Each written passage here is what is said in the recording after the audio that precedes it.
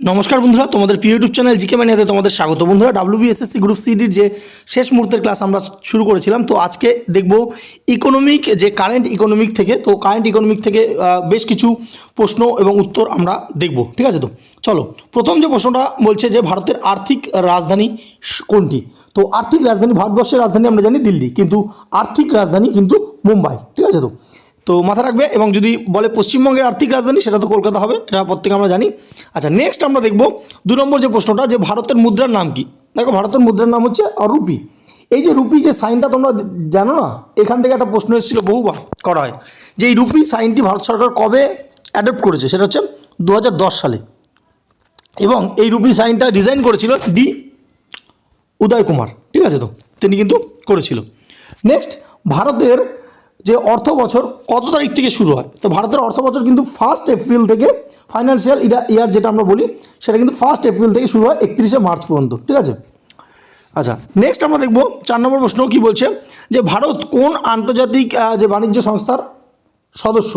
তো সেটা হচ্ছে WTO। তো WTO থেকে যে সমস্ত প্রশ্নগুলো আসে জেনে রাখো, যে WTOর হেডকোয়ার্টার কোথায়। তো হেডকোয়ার্টার কোথায়?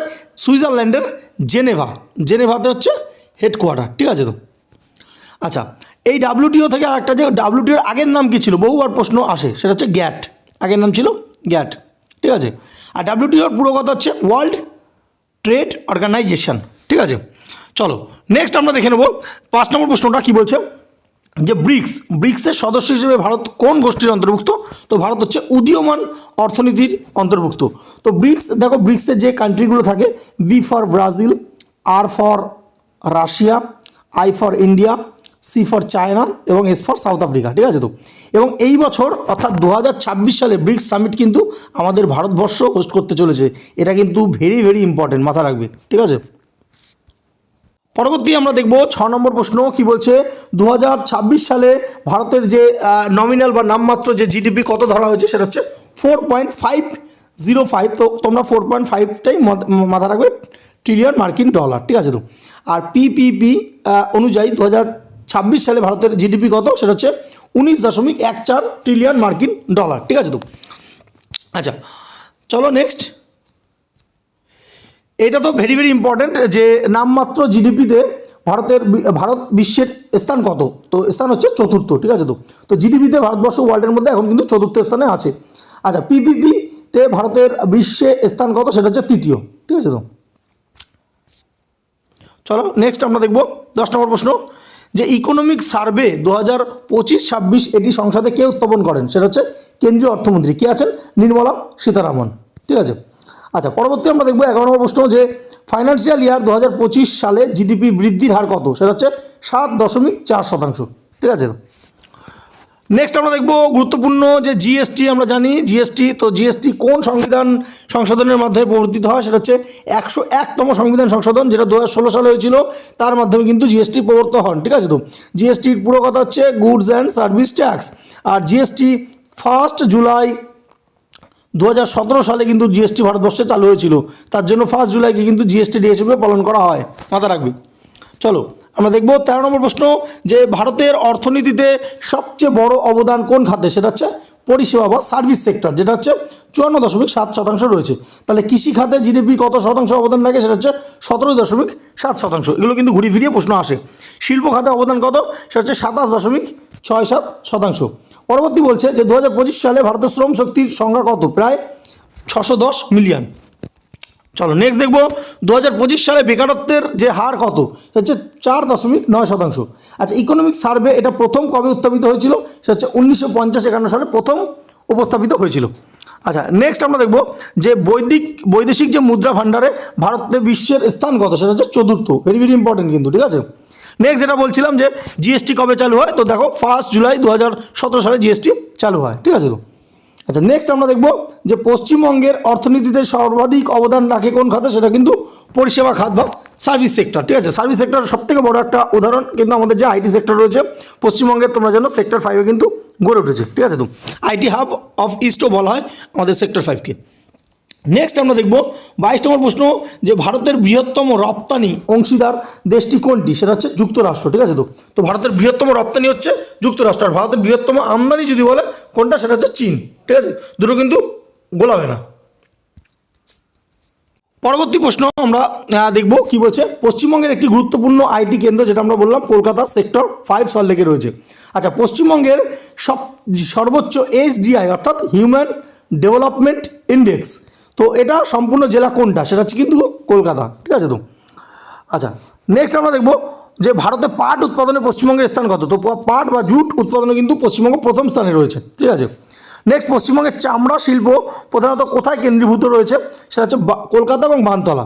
আচ্ছা, পরবর্তী দেখতে পাচ্ছ ওয়েস্ট বেঙ্গল ভারতের যে অন্যান্য রাজ্যগুলোর মধ্যে জিডিপি অর্থাৎ গ্রস ডোমেস্টিক প্রোডাক্ট অনুযায়ী কততম স্থানে রয়েছে, তো এটা 6ষ্ঠ স্থানে রয়েছে। ঠিক আছে তো। নেক্সট আমরা দেখব বিশ্বের সর্বাধিক দুধ উৎপাদনকারী দেশ কোনটা, সেটা আমাদের হচ্ছে ইন্ডিয়া। ঠিক সেরকমভাবে বিশ্বের সর্বাধিক মশলা উৎপাদনকারী দেশ কোনটা, সেটা হচ্ছে আমাদের ইন্ডিয়া। কেরালাতে কিন্তু প্রচুর মশলা পাওয়া যায়। ঠিক আছে, কেরালাকে কিন্তু যে স্পাইস সিটি বলা হয়, স্পাইস যে গার্ডেন বলা হয়। ঠিক আছে তো। আচ্ছা, নেক্সট আমরা দেখব পরবর্তী ভেরি ভেরি ইম্পর্টেন্ট, যে 1991 সালে তোমরা জানো যে অর্থনৈতিক সংস্কার হয়েছিল। তো সেই সময় প্রধানমন্ত্রী কে ছিলেন, পিভি নরসিংহ রায়। আর ঠিক সেই সময় অর্থমন্ত্রী কে ছিলেন, সেটা হচ্ছে ডক্টর মনমোহন সিং। তো অর্থনৈতিক সংস্কার এটা কিন্তু সেই সময় খুবই গুরুত্বপূর্ণ ছিল। তো তার জন্য কিন্তু এখন আমাদের ভারতবর্ষের ইকোনমি এত স্ট্রং, অনেকটা স্ট্রং হয়েছে। সেই সময় কিন্তু অনেকটা টালমাটাল ছিল। তো এটা বিস্তারিতভাবে তোমরা ইকোনমিক্সে পড়বে। তো চলো নেক্সট আমরা দেখব যে 1991 সালে অর্থনৈতিক যে সংস্কার, এর প্রধান লক্ষ্য কী ছিল। এর প্রধান লক্ষ্য ছিল অর্থনীতির যে উদারীকরণ, বেসরকারীকরণ এবং বিশ্বায়ন। তার ফলেই বিভিন্ন দেশ বিদেশের কোম্পানিরা কিন্তু ভারতবর্ষে তারা নিজেদের কারখানা প্রতিষ্ঠা করেছে, তারা ইনভেস্ট করেছে। তার জন্য কিন্তু ভারতবর্ষের ইকোনমি ধীরে ধীরে এগিয়ে গেছে। ঠিক আছে। নেক্সট আমরা দেখব খুব গুরুত্বপূর্ণ রিসেন্ট হয়েছে ভারত এবং ইইউ অর্থাৎ ইউরোপিয়ান ইউনিয়ন। ঠিক আছে তো, ইইউ তো মধ্যে কোন ধরনের চুক্তি সম্মত হয়েছে। তো মুক্ত বাণিজ্য বা free trade agreement, very very important. এটা কিন্তু একটা মানে বলতে পারো একটা দারুণ, ইন্ডিয়ার জন্য কিন্তু একটা দারুণ একটা নিউজ, এবং রিসেন্টলি কিন্তু এটা হলো, মাথা রাখবে। ঠিক আছে তো, ইউ এর সঙ্গে।